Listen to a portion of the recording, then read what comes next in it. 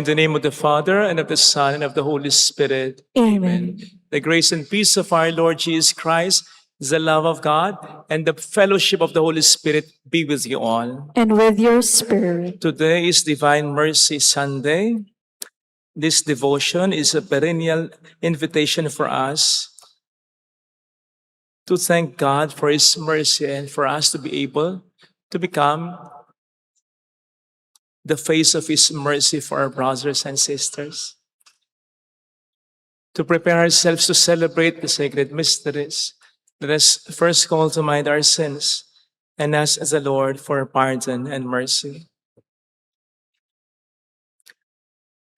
We humbly say, I confess to Almighty God And to you, my brothers and sisters, that I have greatly sinned in my thoughts, in my words, in what I have done, and in what I have failed to do. Through my fault, through my most grievous fault.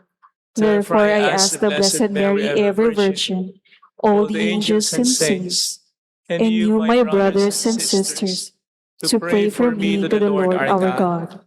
May Almighty God have mercy on us, forgive us our sins, and bring us all to life everlasting. Amen. Lord, have mercy. Lord, have mercy. Christ, have mercy. Christ, have mercy. Lord, have mercy. Lord, have mercy.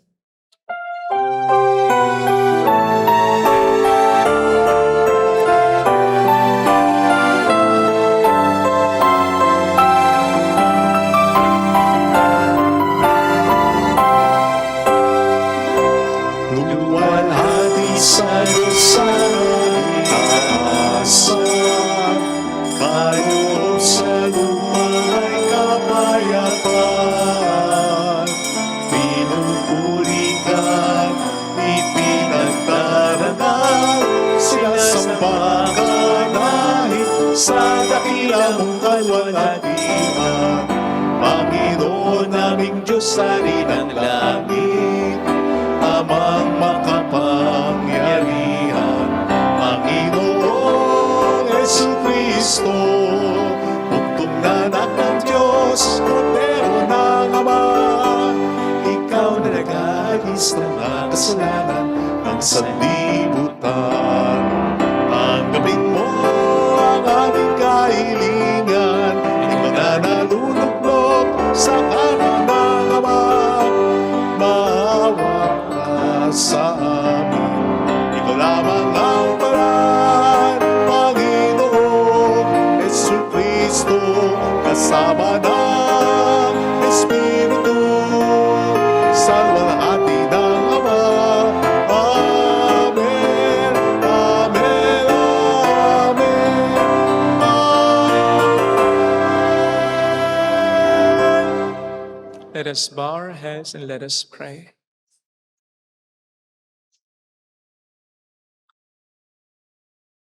God of everlasting mercy, who in the very recurrence of the Paschal feast kindled the faith of the people you have made your own, increase, we pray, the grace you have bestowed, that all may grasp and rightly understand in what font they have been washed, by whose Spirit they have been reborn, by whose blood they have been redeemed.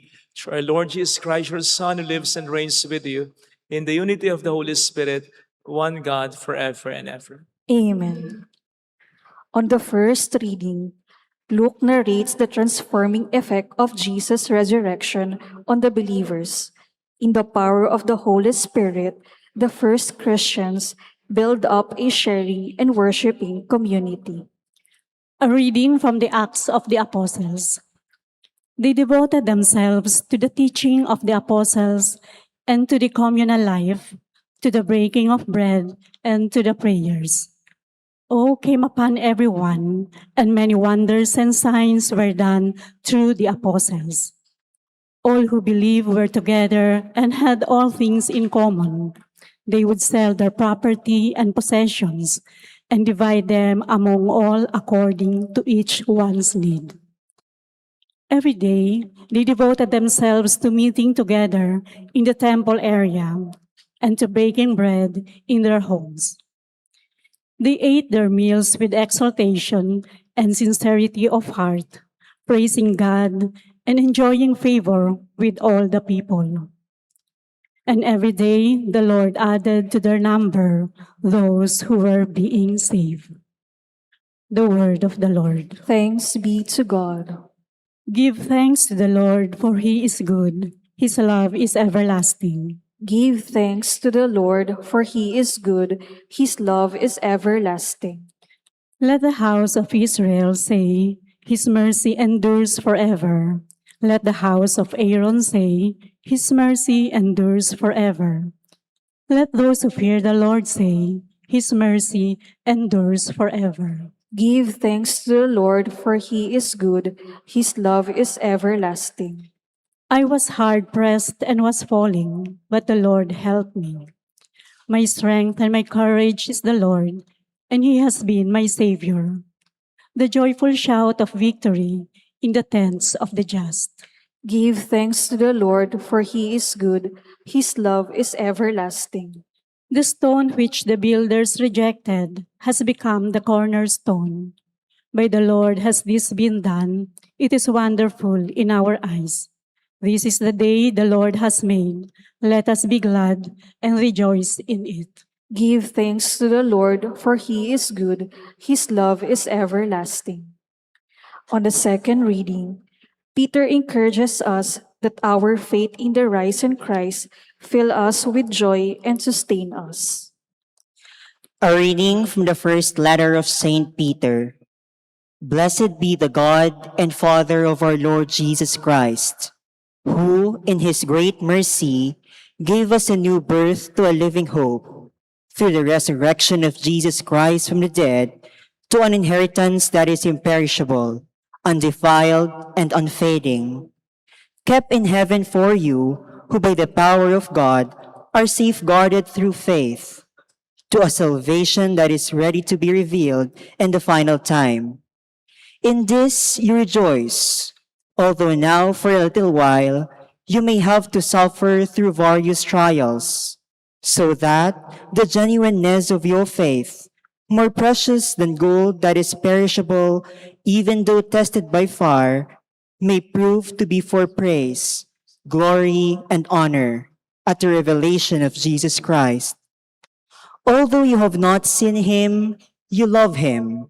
Even though you do not see him now, yet believe in him. You rejoice with an indescribable and glorious joy as you attain the goal of your faith, the salvation of your souls. The word of the Lord. Thanks be to God.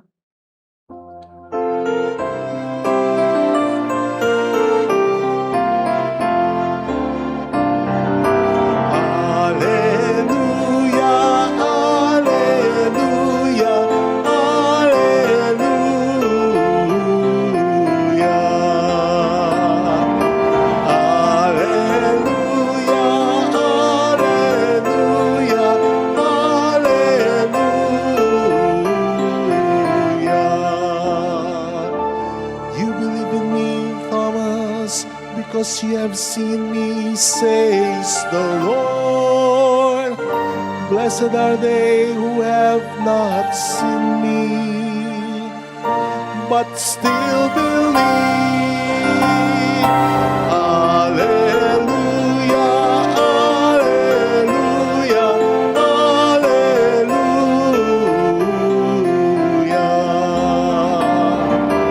Alleluia, alleluia, alleluia.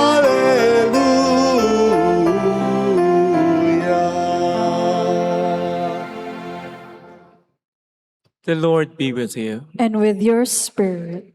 A reading from the Holy Gospel according to St. John. Glory to you, O Lord. On the evening of that first day of the week, when the doors were locked where the disciples were, for fear of the Jews, Jesus came and stood in their midst and said to them, "Peace be with you."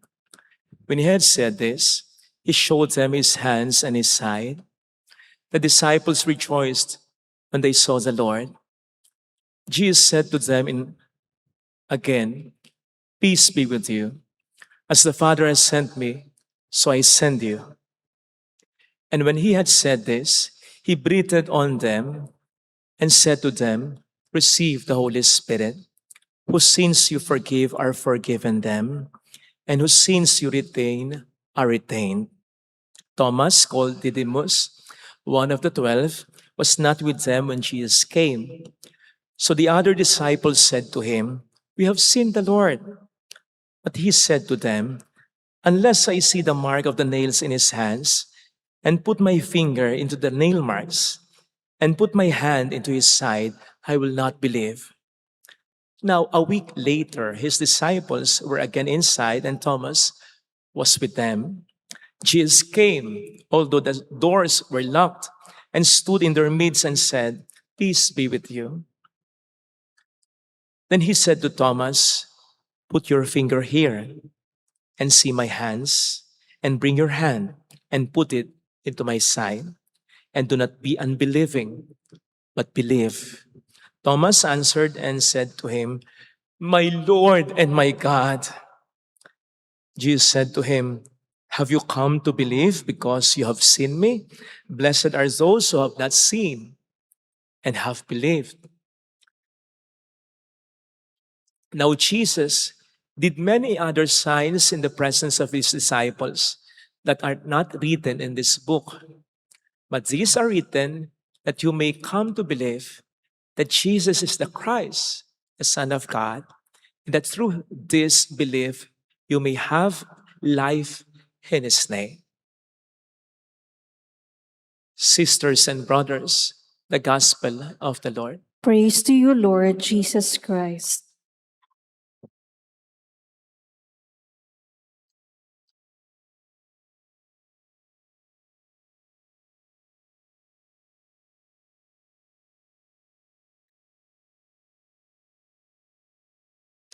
Shout out sa mga kapatid nating OFW, ang pulang laso na ito ay lagi naming pagpupugay sa inyo. Salamat po sa sakripisyo niyo. Welcome sa Our Lady of Lasalette Quasay Parish, kung saan ayos nang umiyak. Samahan tayo ng mahal na ina sa pag-iyak sa pagdarasal upang maging maayos ang lahat. Kanina lang, on our way here, may pinapanood akong video clip sa FB. At ang tanong niya, why are we still alive? Bakit buhay pa tayo? Kasi nga daw, if the world, if this earth moves just 1% closer to the sun, then all ocean in this world will boil. Just 1% closer to the sun. Tapos, if this earth will move just 1% farther from the sun, then everything will freeze to death. So yung tanong, why are we still alive? Ang sagot niya, kasi ang mundo ay nasa eksaktong posisyon sa space na ito. Yun ang mga sagot ng mga mayayabang, mga hindi naniniwala sa Diyos. Sapagkat ang sagot natin mga Katoliko, nasa eksaktong posisyon ang mundo sa space na ito. Buhay pa tayo hanggang ngayon at kahit tayo mamatay, muli tayong mabubuhay dahil sa awa ng Diyos. Palakpakan natin ang Divine Mercy.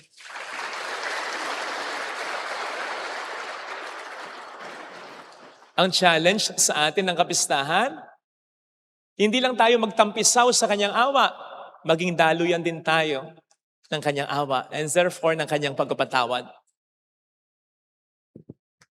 Diba sabi niya, pinatawad tayo, magpatawad din tayo. Sabi pa niya, kung ano ang sukatan na ginagamit natin sa ating kapwa, yun din ang sukatan na gagamitin niya para sa atin. Sabi pa niya, kung hindi niyo patatawarin ang mga nagkasala sa inyo, hindi ko rin kayo patatawarin. Mga kapatid, madalas matalinghaga magsalita ang Panginoon. Hindi ito yon. Hindi talinghaga ito. Diretso ito. Kung ano yung dinig mo, kung ano yung basa mo, eksakto yun ang gusto niya sabihin sa'yo. At sa akin, Father Fidel, kung hindi mo patatawarin ang nakakasakit sa'yo, sorry, pero hindi rin kita patatawarin. Huwag na nating paguluhin. Yun talaga ibig sabihin nun. Whether we like it or not.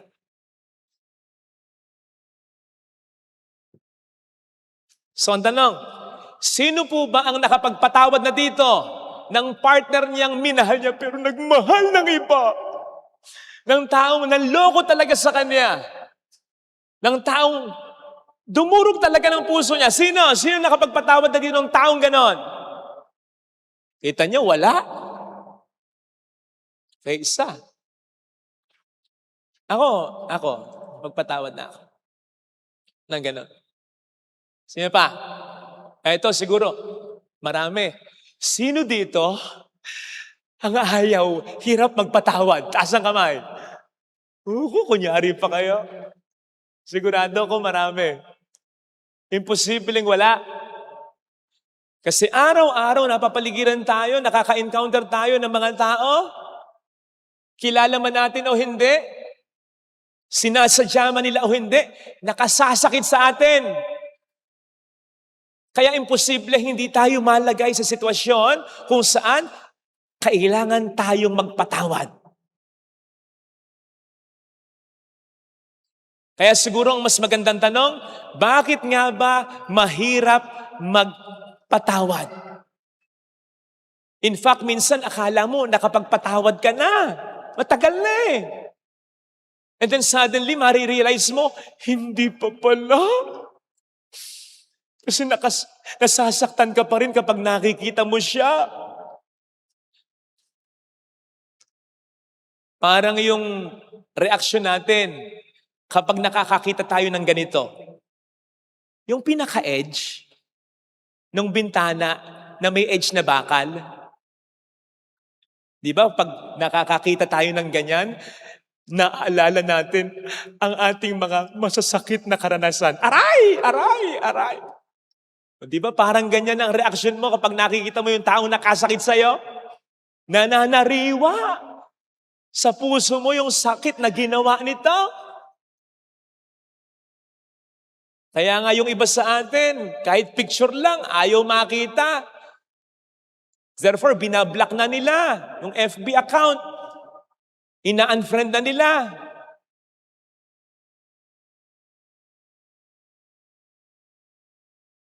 Meron akong nakitang post sa FB. Nung in love sila sa isa't isa, pinatato niya yung mukha ng girlfriend niya sa braso niya. Nang magkaaway sila, ganyan ang pinatato niya. Ginawa niyang impacta.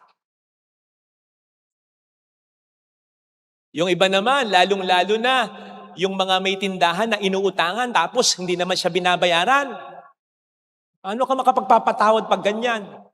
Naglalagay na ngayon sila ng karatulang ganyan. Nakalagay sa karatula, kung uutang, pindot lang.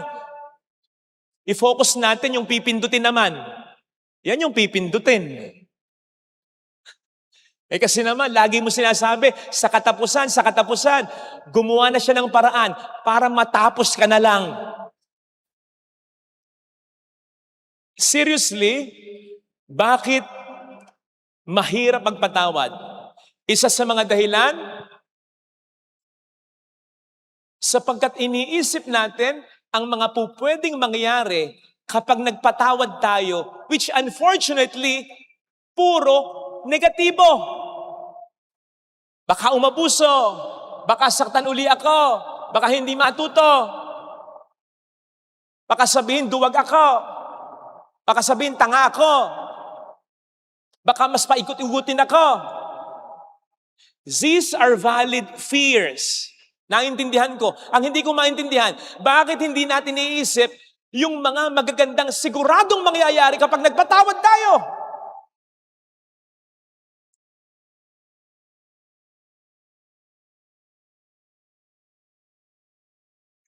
Narinig natin sa ating binasang ebanghelyo ang mga magagandang nangyari. Dahil pinatawad ni Kristo ang kanyang mga disipulo.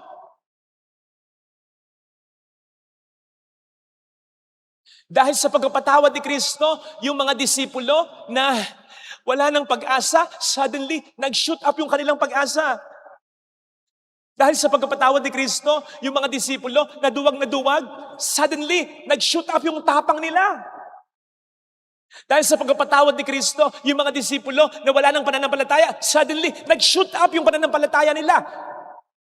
I keep on mentioning shooting up, shooting up. Bakit?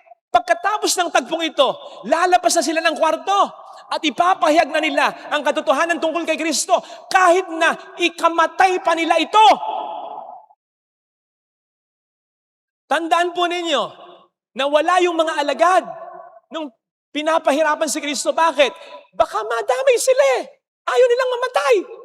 Pagkatapos ng tagpong ito, kahit patayin pa sila, okay lang sa kanila. Karangalan pa para sa kanila. And it was all because, or it all started with, the sincere words spoken by Jesus. Peace be with you. Pinapatawad ko na kayo. Imagine that. Para mas ma-appreciate ninyo, kapatid, imagine ninyo yung reaksyon ng mga disipulo. Tandaan natin, may atraso sila kay Kristo. Silang nagsabing kahit buhay namin, iaali namin sa'yo. Aba, nawala na. Si Pedro, dininay pa siya. Hindi lang makaisa, kundi makatatlo. And then suddenly, isipin ninyo ang laki ng atraso ninyo, ha? And then suddenly, lumitaw si Jesus sa harapan mo. Nakasarado ang pinto, biglang lumitaw sa harapan mo. Certainly, ramdam mo yung kapangyarihan niya. Kamamatay, tapos muling nabuhay sa kanyang sariling kapangyarihan. Wala pang nakagawa nun, at wala nang nakagawa nun. Makapangyarihang talaga ito. May atraso ka sa kanya. Pag combinin mo yon, ano maging reaction mo? Hindi kaya ang maging reaction mo, patay na tayo dito. Sisingilin niya na tayo. It's payback time. Yun yung konteksto. Parang yung nag-post nung Easter Sunday.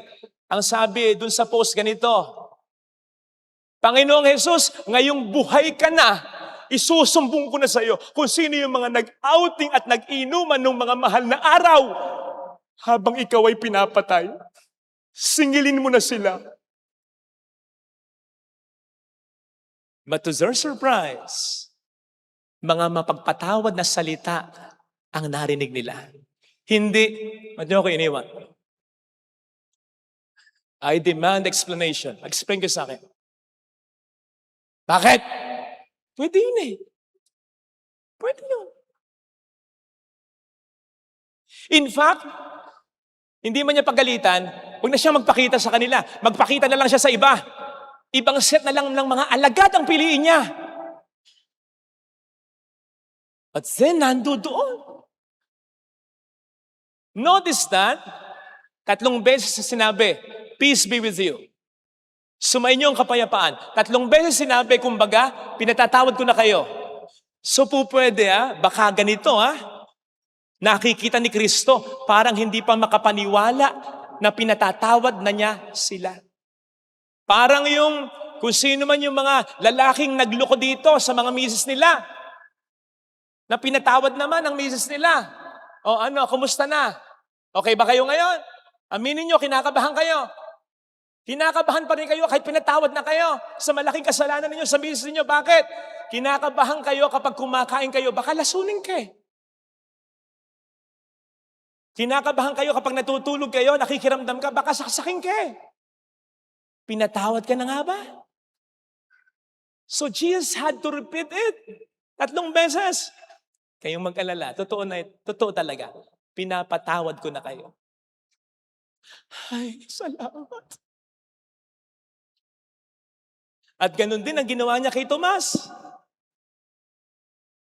Biruin ninyo, kasalanan ba niya na nung pakita siya, wala si Tomas? Tapos magdedemand si Tomas, hanggat di ko nakikita ang mga bakas ng pako sa kanyang mga kamay at sa kanyang mga paa, hindi ako maniniwala.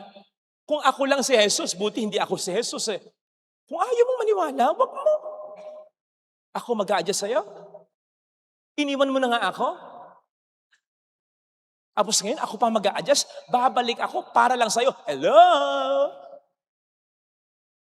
Hindi ganun ang nagtiyaga pa rin si Jesus. He showed him his hands, his side, na naging daan. Ito magandang nangyari. Dahil sa pagkapatawad ni Jesus.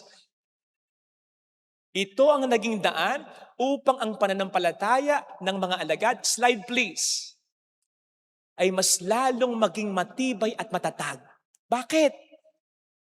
Kasi dahil dito sa eksenang ito, sa pangalawang pagbabalik ni Kristo, kasama ng kanyang mga disipulo, kumpleto na with Thomas, ayan yan yung naging eksena. Lahat sila, malapitan, sinipat si Jesus. Ang mga sukat sa kanyang kamay, sa kanyang tagliran, sa kanyang mga paa, hinawakan nila. Ibig sabihin nun, lahat sila nagdududa talaga. Si Tomas lang ang naglakas ng loob para ma-check nila, para makasigurado sila na ang nagpakita ay si Jesus talaga. Hindi multo, hindi guni-guni, si Jesus talaga. Kaya yung sinabi ni Tomas, "My Lord and my God," overall sentimiento yun ng lahat ng mga disipulo. Oo nga, siya nga, Panginoon nga at Diyos nga. See?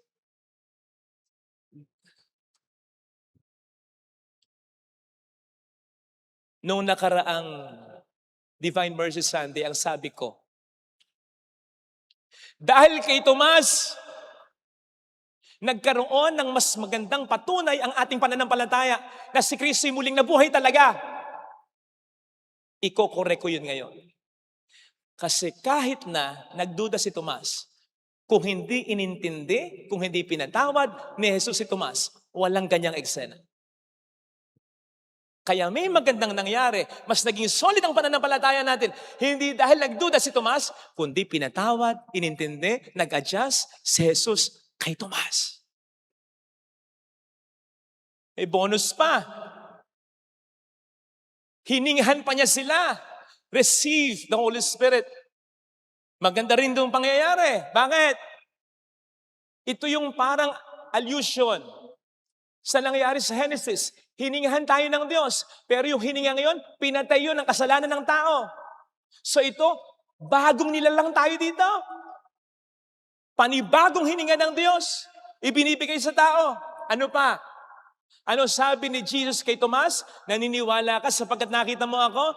Mapapalad ang mga taga Our Lady of Lazaret, Quasay Parish. Hindi nila ako nakita pero naniniwala na sila. Nakita nyo? Napuri pa tayo?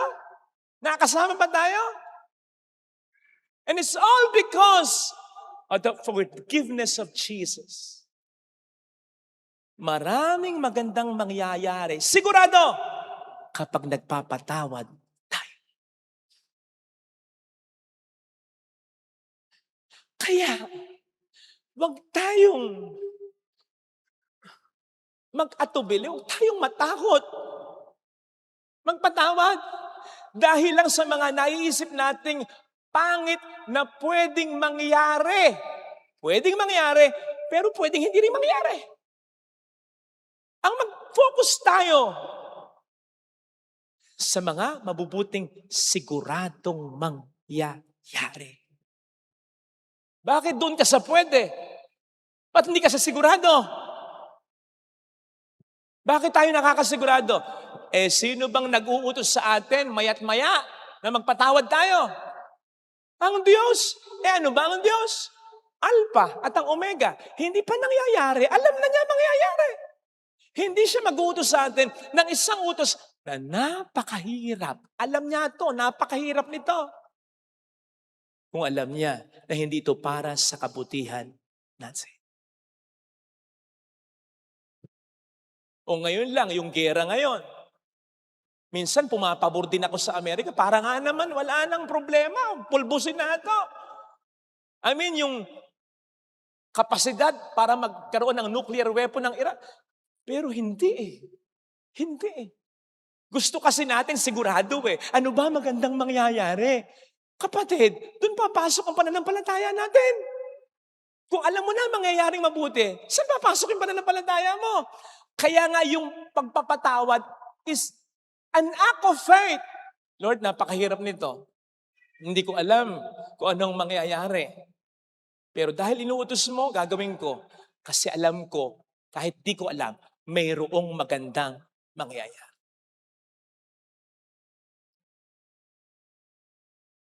Alam po ninyo, may immediate na magandang mangyayari pag nagpapatawad tayo.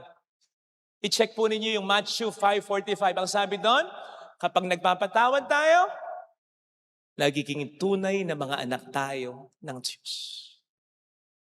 Kapag tayo nagiging tunay na mga anak ng Diyos, imposible na ang biyaya ay hindi umagos.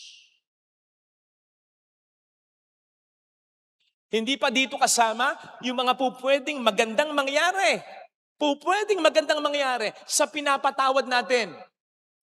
Sinabi kong pupwede kasi pwedeng pangit din yung mangyari. Pwede talaga tayong abusuhin. Hindi ko sinasabing magpaloko tayo. Ang sinasabi ko, alisin natin yung galit sa puso natin. But the point is, may pangit mang mangyari kapag nagpatawad tayo. Imposible na yun ay magtapos sa pangit.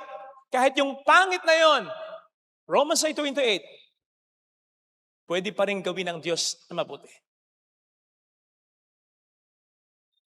Ito sana ang hilingin nating biyaya sa ating banal na pagdiriwang ngayon.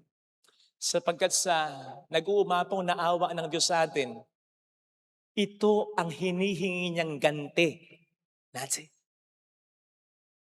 Bibihirang humingi ng ganti ang Diyos.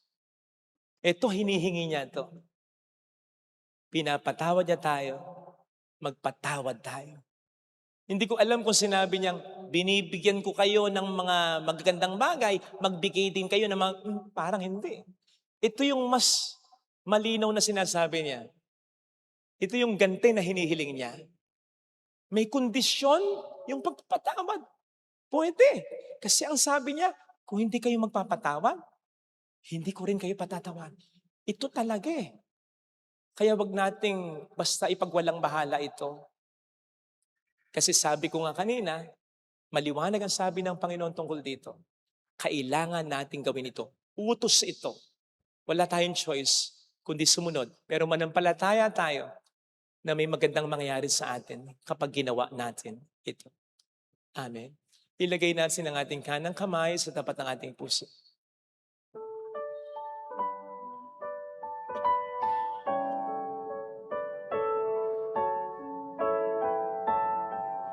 Awitin natin. Alam kong may magagawa ang Diyos.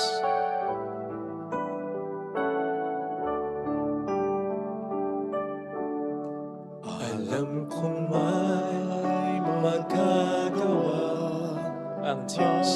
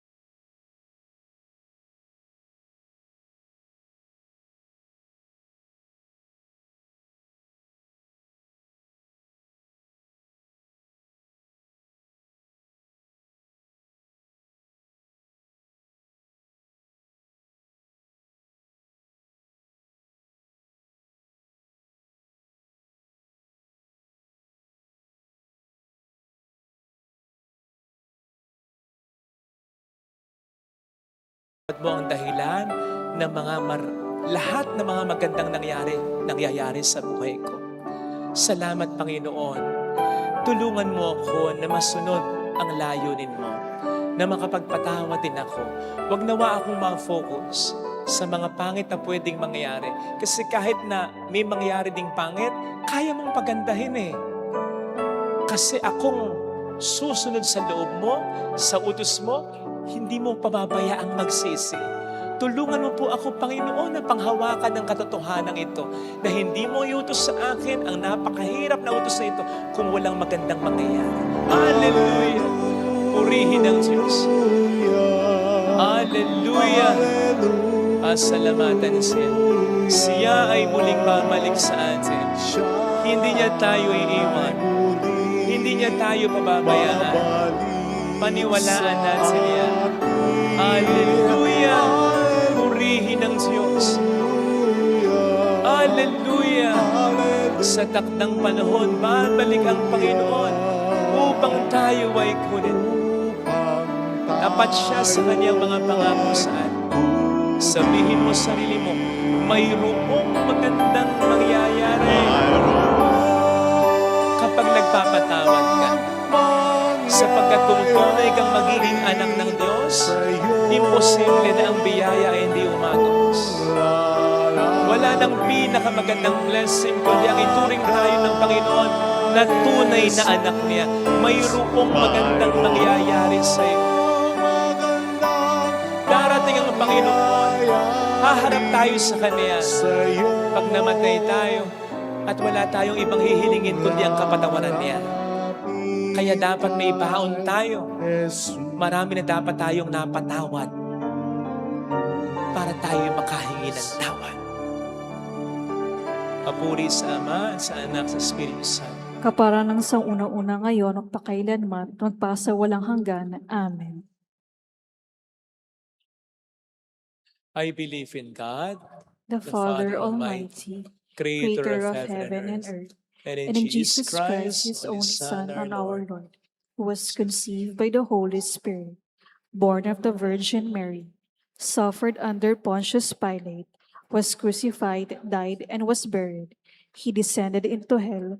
On the third day he rose again from the dead. He ascended into heaven and seated at the right hand of God, the Father Almighty. From there he will come to judge the living and the dead. I believe in the Holy Spirit, the Holy Catholic Church, the communion of saints, the forgiveness of sins, the resurrection of the body, and life everlasting. Amen. National consecration to the Divine Mercy. Most merciful Jesus, you are the face of the Father's mercy. Out of mercy, you have called us. To be merciful like the Father is the mission you have entrusted to us. With complete trust and confidence in your boundless ocean of love, we consecrate ourselves entirely to you and place ourselves under the protection of your merciful care. We unite ourselves to your perfect offering with the Holy Spirit to the Father, that we may be completely transformed into your mercy.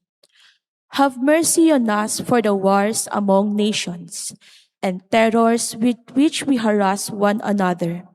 Have mercy on us for the widespread sins against truth and gruesome sins against justice and human brotherhood. Have mercy on us for the blasphemies that which your divine mercy is subjected to and the abominable mockery of the weak and the poor.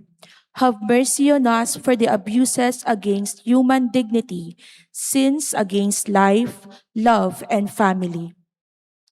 Help us, O Lord, that we may reflect your mercy to those around us. Guard us as your possession, that in difficult moments we may not despair, but with great confidence submit ourselves to your holy will. Make us instruments of consolation to others who have lost hope and do not trust in your mercy. May all people come to know your unfathomable mercy, trust in your mercy, and glorify your mercy forever and ever. Jesus, King of mercy, we trust in you. We are all yours. Amen.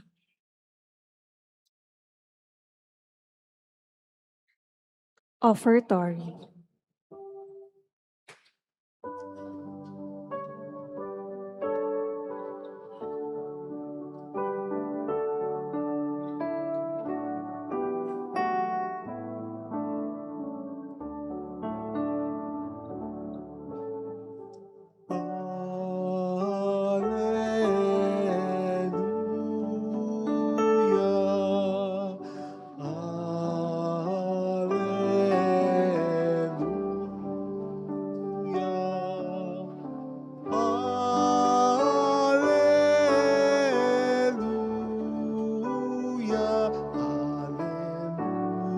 Alleluia.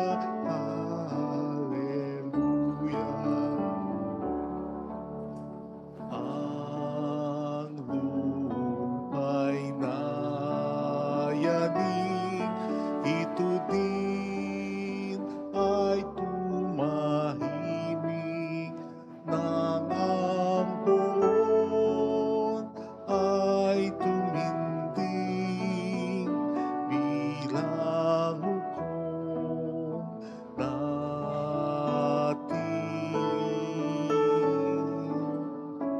Alleluia.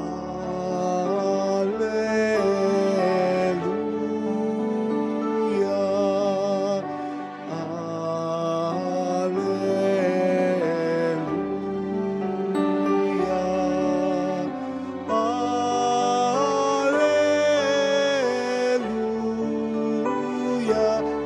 Alleluia.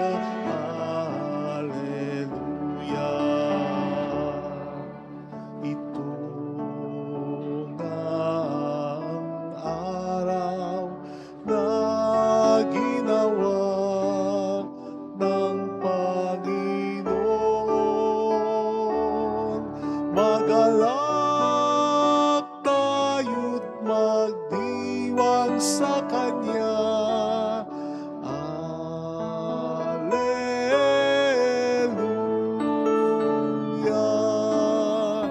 Alleluia.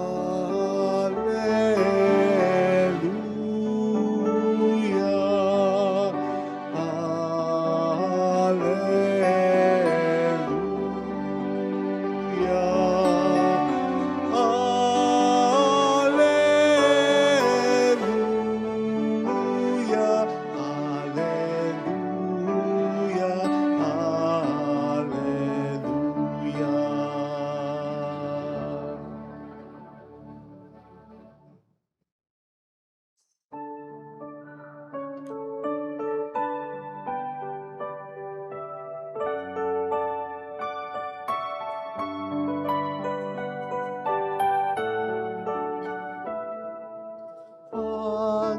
Paggalay namin sana ay kalugdan mo, isang bayan na nagpupugay, nagmamahal sa'yo. Sa anyo nitong tinapay na nagdudulot ng buhay at alak na sagisag ng bigay mong kaligtasan.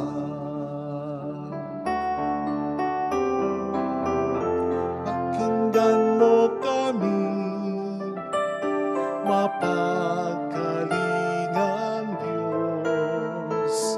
Itulot mo ang sarili namin laging maihandog sa banal mong apag ngayon. Amin ang ginaganap. Paggalay namin sana'y kalugdan mo, isang bayan na nagpupugay, nagmamahal sa'yo.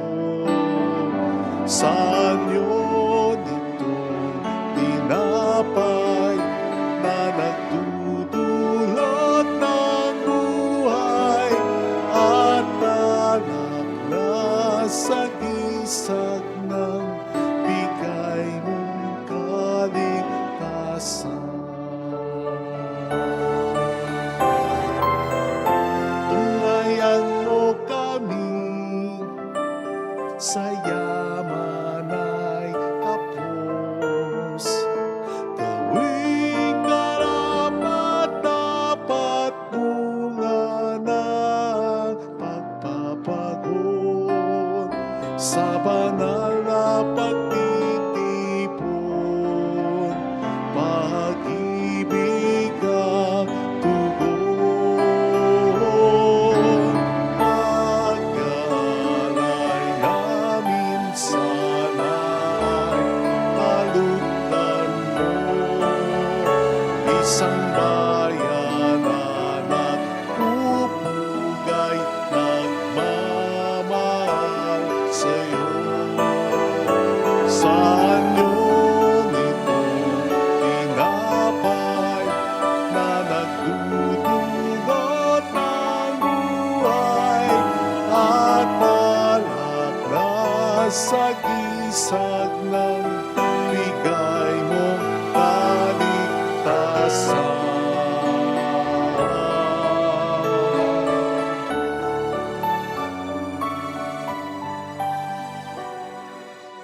Sarili mong pag-aalay, ngayon'y inaalala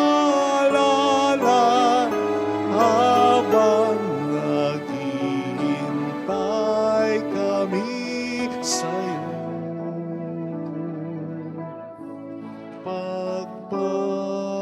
Pagbabalik.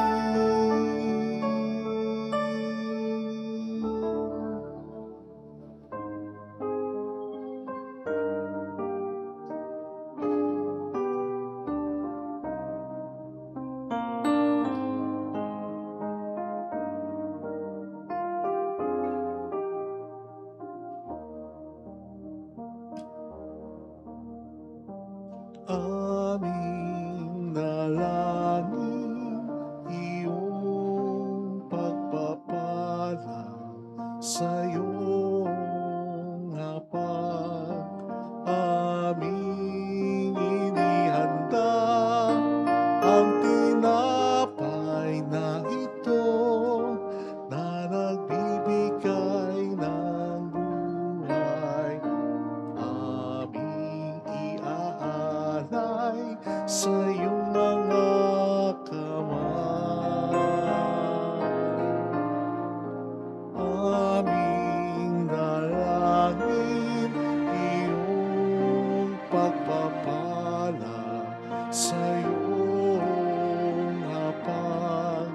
Aming inihanda ang alak na ito na nagbibigay lakas. Aming iaalay sa iyong mga kamay.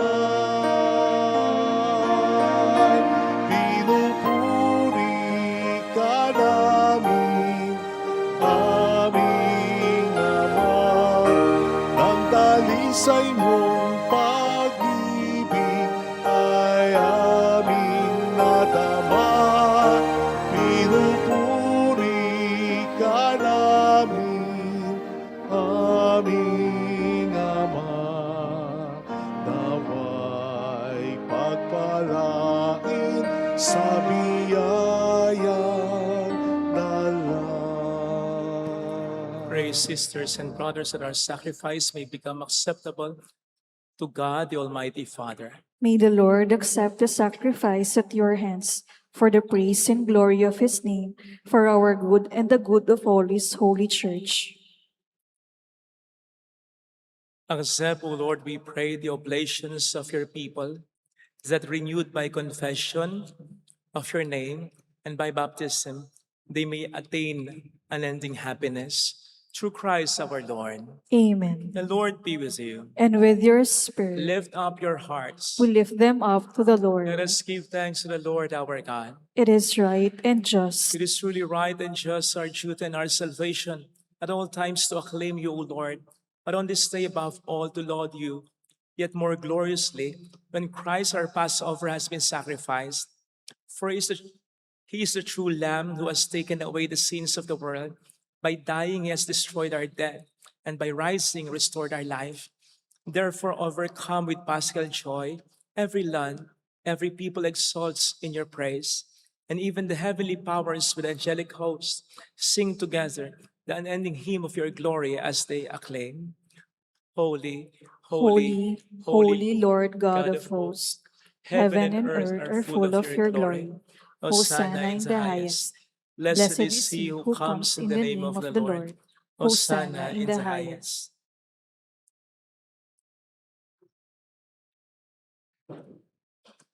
You are indeed holy, O Lord, the fount of all holiness.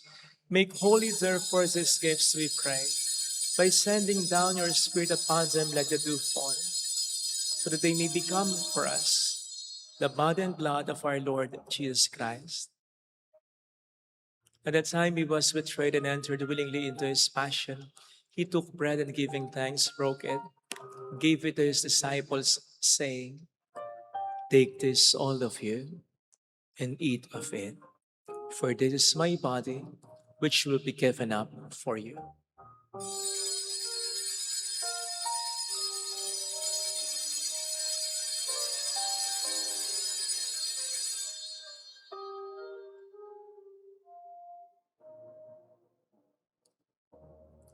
In a similar way, when supper was ended, he took the chalice and once more giving thanks, gave it to his disciples, saying, "Take this, all of you, and drink from it. For this is the chalice of my blood, the blood of the new and eternal covenant, which will be poured out for you and for many for the forgiveness of sins. Do this in memory of me."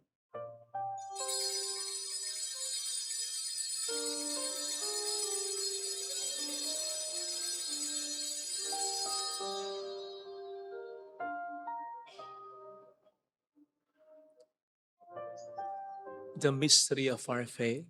When we eat this bread and drink this cup, we proclaim your death, O Lord, until you come again.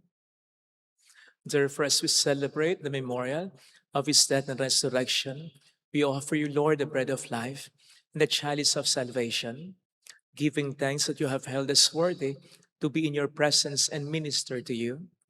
Humbly we pray that partaking of the body and blood of Christ, we may be gathered into one by the Holy Spirit. Remember, Lord, your church spread throughout the world and bring her to the fullness of charity, together with Leo, our Pope, and Dennis, our Bishop, and all the clergy. Remember also our brothers and sisters who have fallen asleep in the hope of the resurrection, especially those for whom we will now pray. Let us pray for our departed loved ones. Kindly include the soul of Joyce, Greg, Slito Persico Dios, at Yoga Maria Jose, Rilito Erickson, Turing, Alan, Rodolfo, Oreo Isca, Beneminen, and all who have died in your mercy. Juan, Miguel Arsenio, welcome them into the light of your face. Have mercy on us all, we pray, that with the Blessed Virgin Mary, Our Lady of Lazaret, Mother of God, Saint Joseph, our most chaste spouse, with all the blessed apostles and saints, including Saint Faustina, all the saints who have pleased you throughout the ages, we may merit to become co-heirs to eternal life and may praise and glorify you through your Son, Jesus Christ. Sa pamamagitan ni Kristo, kasama niya at sa Kanya, ang lahat ng parangal at papuri ay sa iyo, Diyos Ama, makapangyarihan, kasama ng Espiritu Santo, magpasa walang hanggan.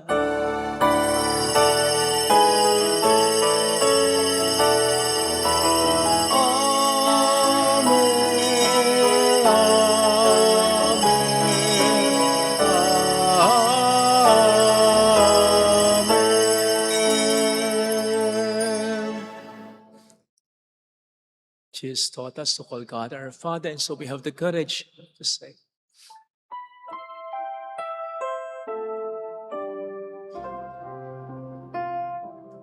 Our Father, who art in heaven, hallowed be thy name. Thy kingdom come, thy will be done, on earth as it is in heaven. Give us this day our daily bread, and forgive us our trespasses, as we forgive those who trespass against us. And lead us not into temptation, but deliver us from evil. deliver us, we pray, from every evil. Graciously grant peace in our days, that by the help of your mercy we may be always free from sin and safe from all distress, as we await the blessed hope and the coming of our Savior, Jesus Christ. For the kingdom, the power, and the glory are yours, now and forever. Lord Jesus Christ, who said to your apostles, "Peace I leave you, my peace I give you," look not on our sins, but on the faith of your church, and graciously grant her peace and unity in accordance with your will, who live and reign forever and ever. Amen. The peace of Jesus be with you always. And with your Let spirit. us offer one another the sign of God's peace. Peace be with you. Kapayaman. Peace be with you.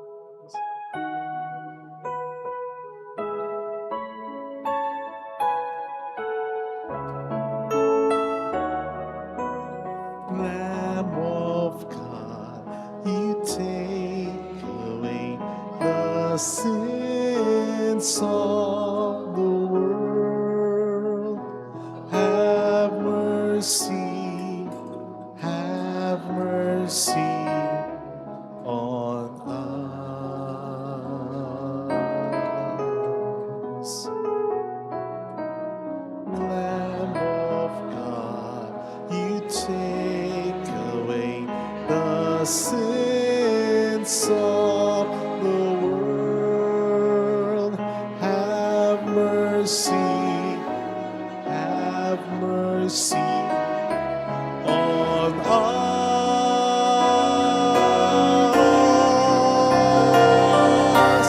Lamb of God, you take away the sins of the world.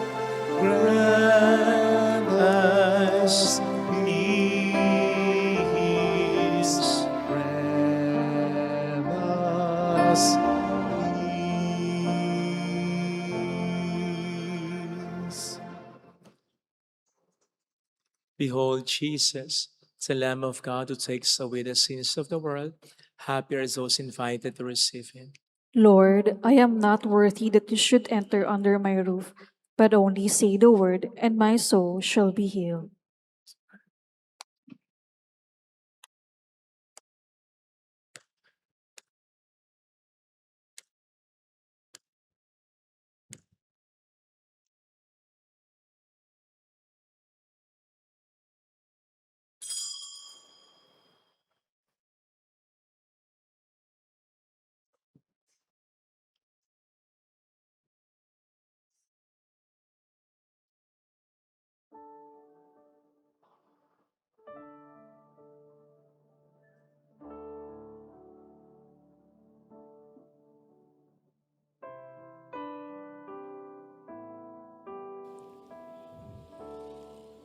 Panalangin para sa espiritual na pakikinabang. Panginoong Hesus, Ako ay naniniwala na ikaw ay nasa kabanal-banalang sakramento. Iniibig kita ng higit sa lahat at ninanasa kong tanggapin ka sa aking kaluluwa. Sapagkat sa mga sandaling ito, hindi kita matatanggap sa sakramento. Tumuloy ka sa Espiritu sa aking puso. Niyayakap kita na parabang naririto ka na. Inaalay ko ng buong buo ang aking sarili sa iyo. Huwag mong hayaang mawalay ako sa iyo. Amen. Ay ating Diyos, ang tunay na kaligtasan.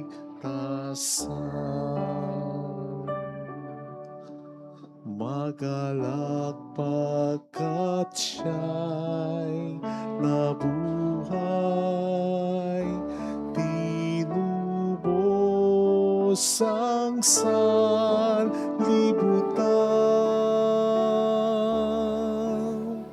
Awitan natin ng Alleluia, ipamahagi ang kaligtasan.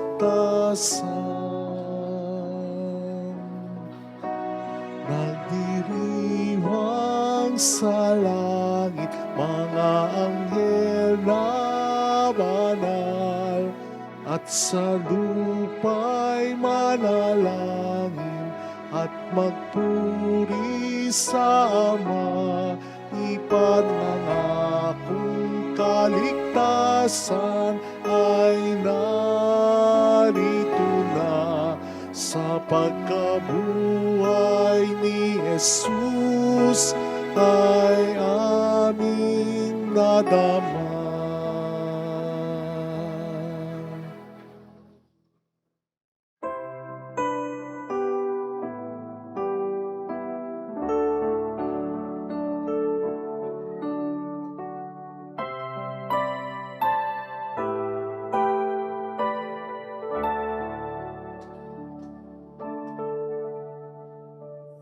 Ating sundin, ating dinggin,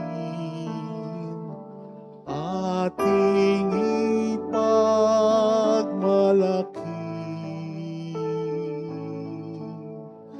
at tanggapin biyaya ng Diyos, pangako niyang kaligtasan.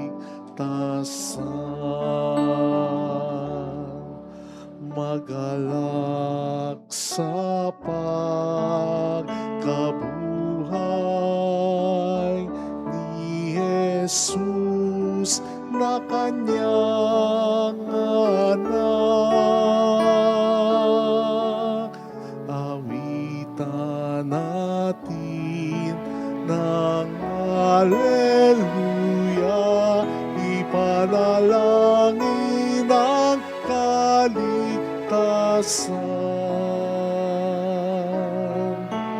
Nagdiriwang sa langit, mga anghel na banal, at sa lupa'y manalangin at magpuri sa Ama.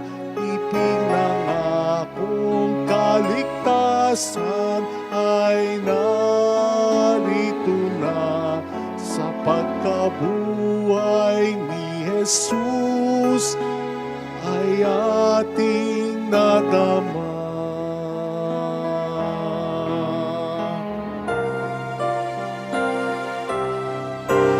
Nagdiriwang sa langit, mga anghel na banal, at sa lupa'y manalangin at magpuri sa Ama. Ipinangakong kaligtasan ay narito na sa pagkabuhay ni Jesus ay ating nadama.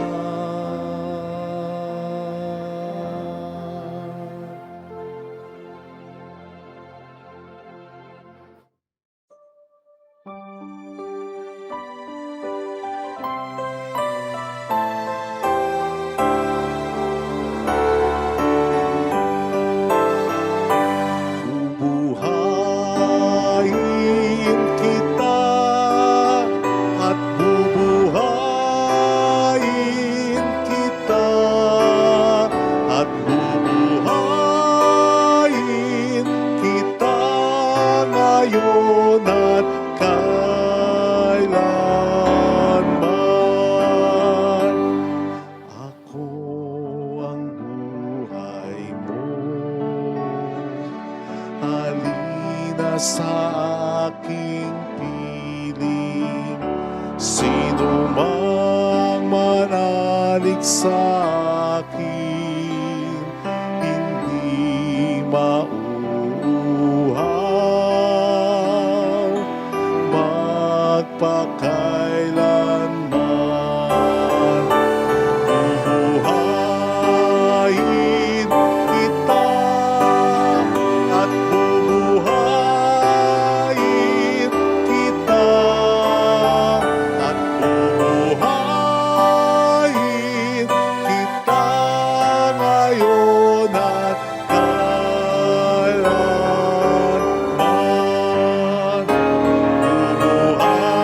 Bubuhayin kita at bubuhayin kita at bubuhayin kita ngayon at kailanman.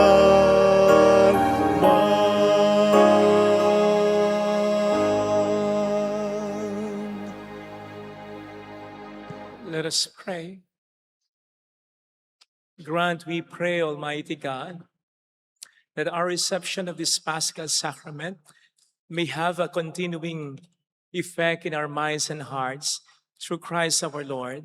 Amen. Holy God, Holy Mighty One, Holy Immortal One. Have mercy on us and the whole world. Holy God, Holy Mighty One, Holy Immortal One. Have mercy on us and on the whole world. Holy God, Holy Mighty One, Holy Immortal One. Have mercy on us and on the whole world. Jesus, King of Mercy, We trust in you.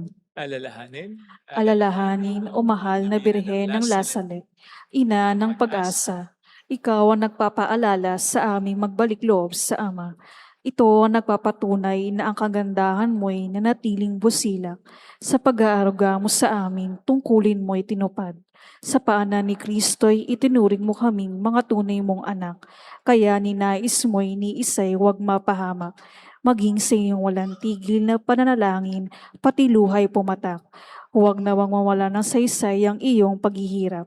Hiling nawa namin sa iyo, o aming inang liyag, na matapos ang pakikibaka namin sa mundong ito at sa pananatili naming tapat kay Kristo, sa kapurihan mo'y makibahagi kaming ganap upang kung nasan ka ngayon ay maparoon din kaming lahat at ang kaganapan ng kaluwalhatian ng Diyos sa may ay tuluyang tuluyang matupad. matupad. Siya nawa. mahal na Birhen ng Lasalet, tagapagkasundo ng mga makasalanan. Ipanalangin mo lang batid kaming mga dumudulog sa iyo. Marami po salamat sa inyong pakikisa sa mga binibigay niyong po tulong na nagiging dahilan para marami po tayong matulungan. Thank you very much po. The Lord be with you. And with your And may spirit. Almighty God bless you and our loved ones, our families, in the name of the Father, and of the Son, and of the Holy Spirit. Amen. Go in the peace and love for our Lord Jesus Christ. Alleluia, alleluia. Thanks be to God. Alleluia, alleluia. Salamat din po.